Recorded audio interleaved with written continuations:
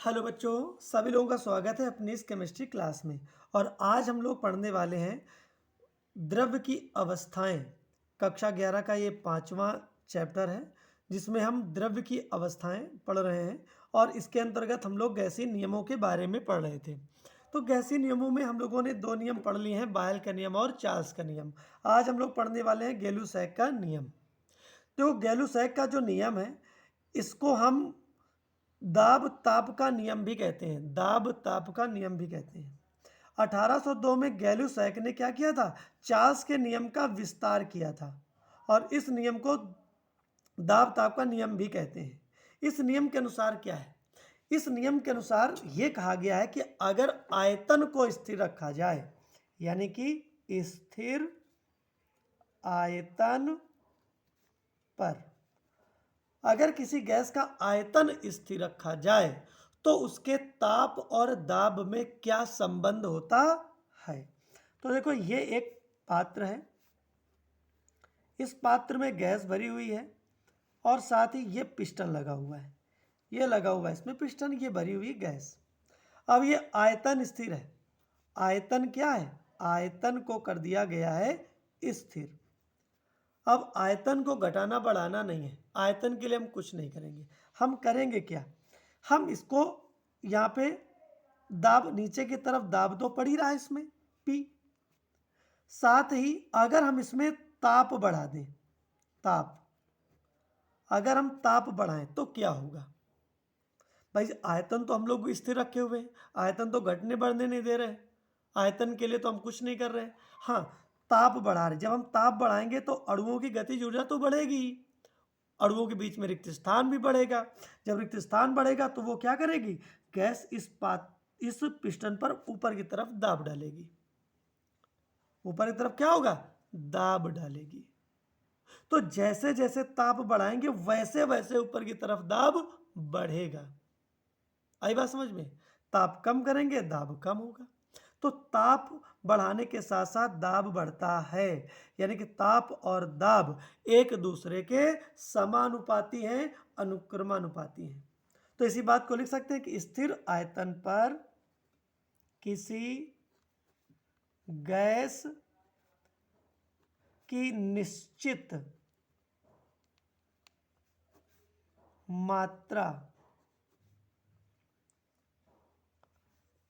मात्रा का ताप गैस के दाब के समानुपाती होता है। ठीक।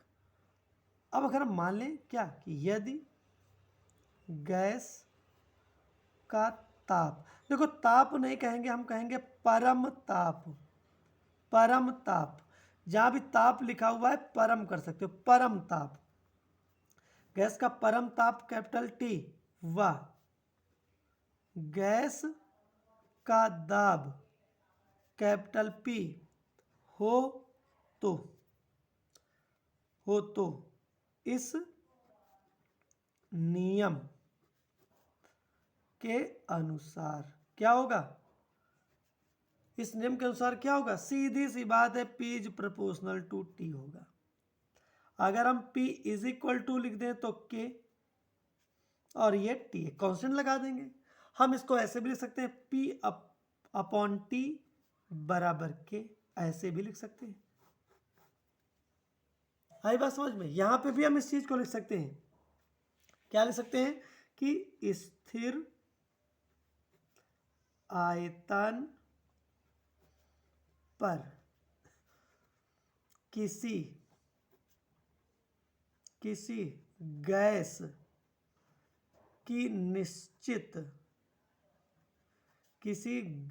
की निश्चित मात्रा का दाब गैस के परम ताप, स्थिर ताप पर किसी गैस की निश्चित मात्रा के दाब और गैस के परमताप का अनुपात सदैव सदैव क्या रहता है? स्थिर रहता है। आई बात समझ में? यहां पे भी हम एक काम कर सकते हैं, यहां पे भी हम लिख सकते हैं कि यदि गैस का ताप T1 से बढ़ाकर T2 कर दिया जाए तो क्या होता है? गैस का दाब P1 से P2 हो जाता है। अतः क्या करेंगे? गैलू-सैक के नियम से, इस नियम से क्या होगा? देखो ये कंडीशन है, पहली स्थिति के लिए P1/T1 बराबर के, समीकरण नंबर 1 डाल दो। दूसरा P2/T2 बराबर के, ये दूसरा समीकरण डाल दो। अब लिख सकते हैं समीकरण 1 व 2 से। जब समीकरण 1 व 2 से लिखोगे तो क्या हो जाएगा? P1/T1 बराबर P2/T2। एक तो ये संबंध हो गया, और चाहो तो सरलता के लिए ऐसा भी कह सकते हो, P1/T2 बराबर P2/T1। आई बात समझ में? तो ये था तुम्हारा गैलू-सैक का नियम, गैलू-सैक का नियम। अब इसके बाद में जो अगला हमारा है वो है एवोगैद्रो का नियम। एवोगैद्रो का नियम, इस नियम को भी यहीं पे पढ़ लेते हैं।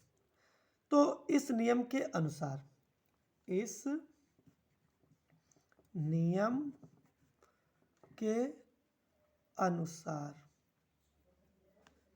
इस एवोगैद्रो के नियम के अनुसार क्या है? देखो सन 1811 में जो एवोगैद्रो हैं, एमेडियो एवोगैद्रो, उन्होंने ये नियम प्रस्तुत किया था, दिया था। उन्होंने क्या कहा था? उन्होंने एक बात कही थी कि समान ताप तथा दाब पर, ताप और दाब समान होना चाहिए, तो लिख देते हैं समान ताप व दाब पर, समान ताप व दाब पर कि सभी गैसों, कोई भी गैस हो, सभी गैसों के समान आयतनों में अणुओं की संख्या समान होती है। सभी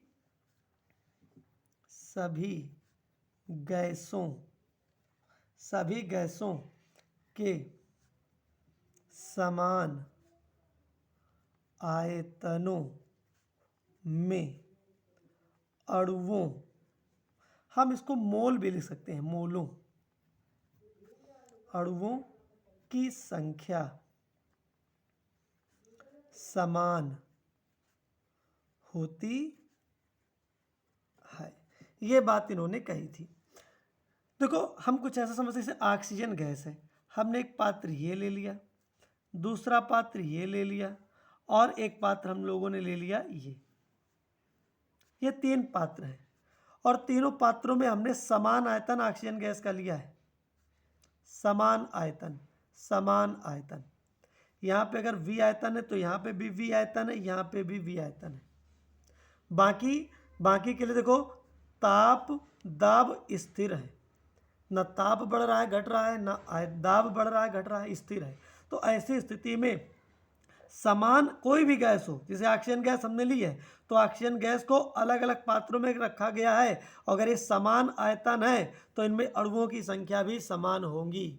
अगर इसमें 100 अणु हैं तो इसमें भी 100 अणु होंगे, इसमें भी 100 अणु होंगे,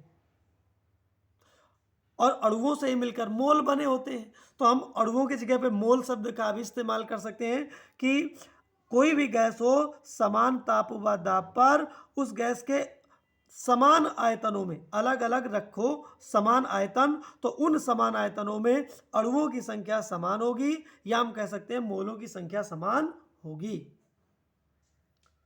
तो यहां पे अगर हम आयतन को बढ़ा दें तो अणुओं की संख्या बढ़ेगी, आयतन को कम कर दें तो अणुओं की संख्या क्या होगी, घटेगी। तो मतलब यहाँ पे से ये पिस्टन है, इसमें जो भी गैस है उसका एक आयतन है, इसमें गैस के अणुओं की संख्या निश्चित है कि भाई इतने अणु हैं तो इसका आयतन इतना है। अगर हम अणुओं की संख्या बढ़ा दें, मतलब गैस बढ़ा दें, तो आयतन तो बढ़ेगा ना। तो हम ऐसा कहते अणुओं की संख्या बढ़ाओगे तो आयतन बढ़ेगा। हम अणुओं को ना कह के हम मोल कह दें कि अणुओं के मोलों की संख्या बढ़ा दिया जाए तो क्या होगा, आयतन बढ़ेगा। तो यहाँ पे क्या होगा, एक संबंध देखने को मिल रहा है, क्या, इस यानी कि एवोगैद्रो नियम से क्या होगा, गैस का जो आयतन होगा वो समानुपाती होगा गैस के मोलों की संख्या के।